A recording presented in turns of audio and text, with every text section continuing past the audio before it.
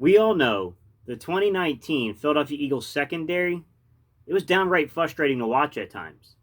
It let us down on quite a few occasions and even cost us a game in Miami, if we're going to be real.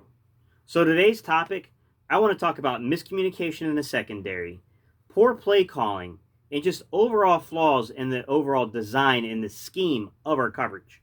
All right, y'all, let's get into today's topic.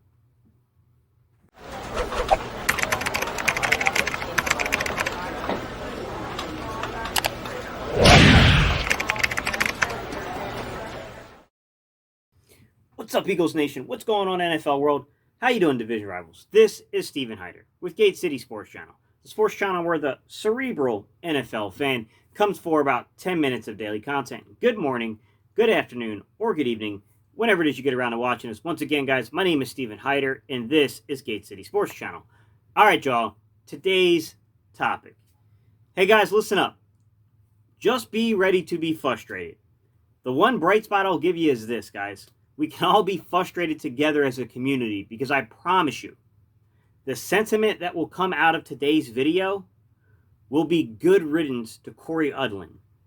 I guarantee you that will be the overall sentiment because when I rolled film of this and I was watching the situation play out and what was happening, it was the amount of miscommunications we had, the amount of times we were just in the wrong coverage for the route schemes that were being run, and just the overall, you can't put everything on Jim Schwartz. To some extent, these are your guys underneath your position group miscommunicating, having these type of limitations so they've never been developed adequately. At some point, man, the onus has to come back on you personally, Cory Undlin. And I got to be honest with you, after I watched this, the only real thought that came to my mind was this. Good riddance, Cory Undlin. Just good riddance, man. Bye. Nice knowing you. Good luck in Detroit, my friend. This is what I'm going to say, guys. I'm going to go through, I'll do about 3 games for you guys on film here. Now, I'm just going to show you exactly what was happening on these big plays. A lot of these plays are clearly going to be 20-plus yards or more. And I'm going to break down for you step by step exactly what was occurring in the plays. Why we were getting beat the way we were getting beat in the secondary. So without further ado, guys, I just think it's time to rip the Band-Aid off, run the film, and let's have a conversation at the end of it, guys. All right, y'all. Let's get into it. Run that film.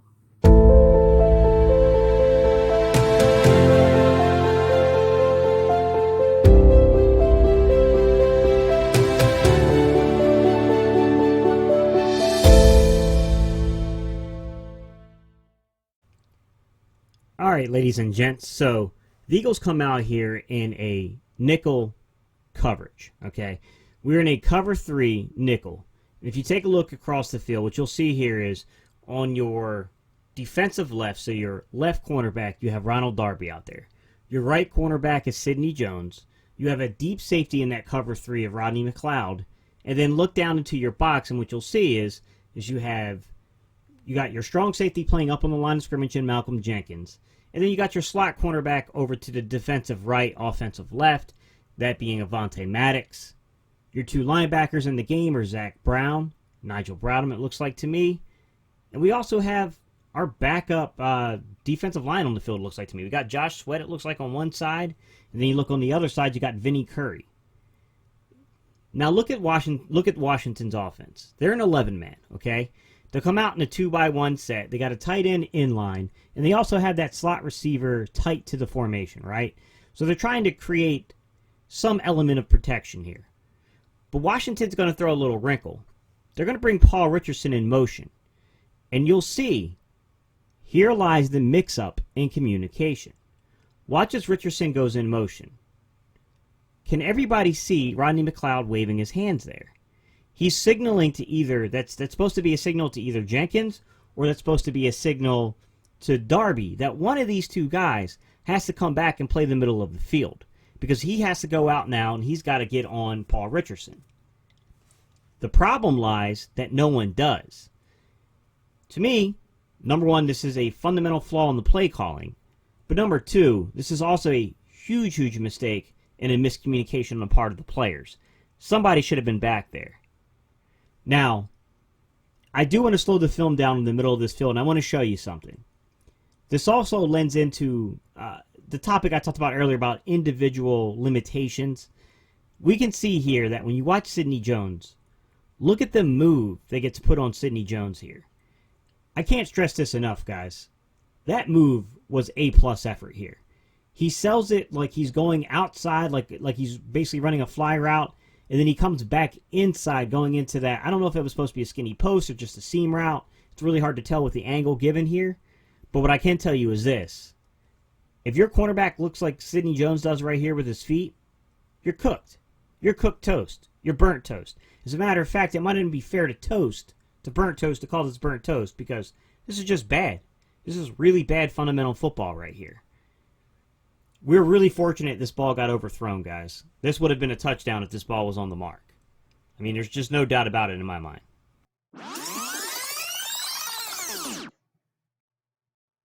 All right, ladies and gents. Now I'll give you the live game action shot of this play, so that way you can kind of see, now that you know what exactly to look for, you can see it all kind of come to fruition and play out here. You can see it all live game action speed. Then we'll talk about another instance with the middle of the field being left over, bad play calling, or whether it's just bad communication. No matter how you shape it, something was off. All right, so roll the film again. Michael Tatamir on the shot on camera, which was great to see Wentz's eyes. Now Keenum going deep. He's got a man, and he... All right, ladies and gents. This time the Philadelphia Eagles come out in a dime package, meaning there are 6 defensive backs on the field. We can count them if you guys want. So if you look to your left cornerback is Ronald Darby. Your right cornerback is Rasul Douglas. You have your Avonte Maddox as your nickel back.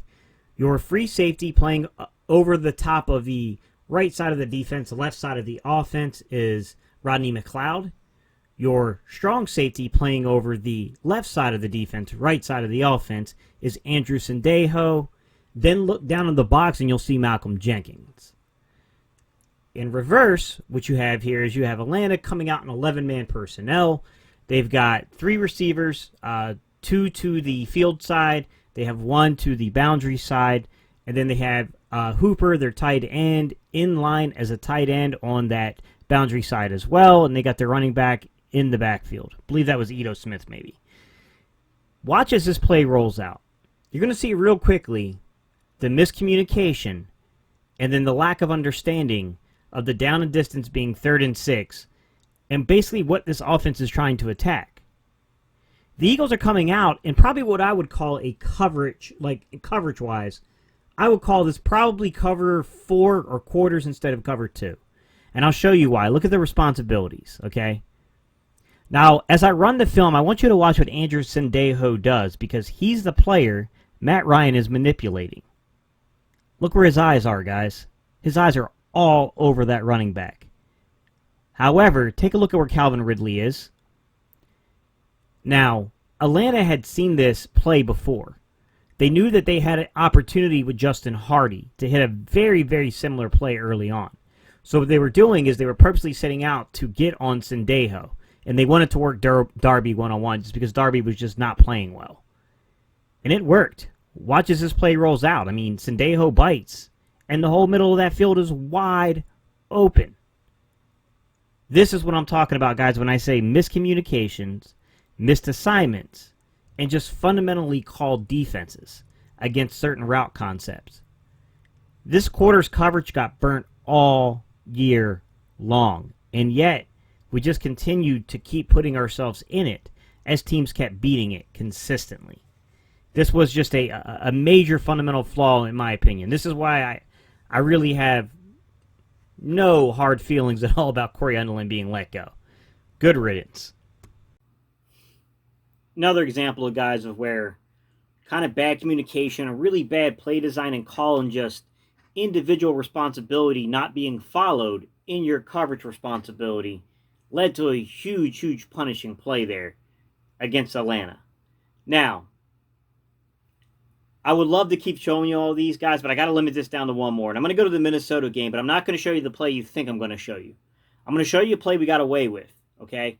I can't show you every play because some of the plays fit the discussions we're going to have later on in the week a little better than this particular discussion. But I do want to go show you one more example of just completely miscommunicated defenses here. Communication was off. A player was out of his assigned responsibility. It was a great play design by the offense that really caught the defense off guard. And you had a veteran player trying to get the guys in position. The young guys weren't there. So without further ado, let's go to the Minnesota game, and I'll show you that play. All right, for the last time tonight on this here film breakdown, we have the Philadelphia Eagles coming out in a big nickel. So it's really hard to see them, guys, but I really went through and paid attention to see this. But what you got here is 3 safeties on the field, 2 corners. You got the Eagles playing basically a coverage of cover 3. It's the reason they're doing this. It's fast flow. They're trying to limit Dalvin Cook, so they're trying to get as many defenders in the box as they can. But as you look down, what you can see is you have on the defensive right, so your right cornerback, what you have there is you have a young guy out there trying to cover trying to cover Stephon Diggs, okay? And that's Rasul Douglas. On your left side, you have Sidney Jones and kind of an off coverage playing on Adam Thielen. Your single high safety in this one is Rodney McLeod. You got Malcolm Jenkins down in the box. He's on the defensive right side. And on your defensive left side, you have Andrew Sendejo down in the box. Your Mike linebacker in this particular kind of coverage situation in this down and distance, they brought in the coach's favorite there to play that. And then you got Zach Brown out there as well playing in this game. So when you look at Minnesota, Minnesota's playing an interesting they're in an interesting formation here. They're in a wingback set. So this is 12-man personnel wingback set. 2 tight ends, 2 receivers, and a running back, right? Watch as the ball gets snapped. Watch what goes on here. You got a jet motion action coming out of here from Adam Thielen. And then you got a play action fake going with Dalvin Cook, which gets all of our defensive backs to flow down into the box, right? All those linebackers, all those defensive backs. You can even see Sidney Jones gets tripped up on it. Well, what ends up happening is when we get out there to that jet motion action, you also get Rodney McLeod sees that, crap, someone's got to come down here and cover Thielen out there in the flats. So he goes flying down trying to, pick up Thielen there. And you can see he's waving back to Sidney Jones to tell Sidney Jones he's got the responsibility now to get back deep and then help out on that play action pass. So Sidney Jones is supposed to get over and provide that inside leverage for Rasul Douglas, but he didn't understand where his responsibility was. He didn't understand the coverage. The communication wasn't the greatest.